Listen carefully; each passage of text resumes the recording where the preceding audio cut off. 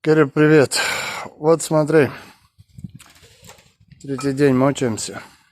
Вот засадили. Это третья штанга, то есть две по 1,5 там, третья метр торчит вверх. Грубо говоря, 3,5 метра. Вот этот шланг, на конец,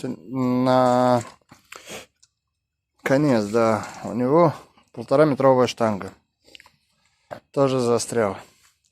Мы сейчас моем на 4,5 метра уже. И вот через вот этот периодически, через белый, проходит. То есть получается размыли до туда. Но выдернуть его не получается. А еще мы ушли гораздо глубже штанг.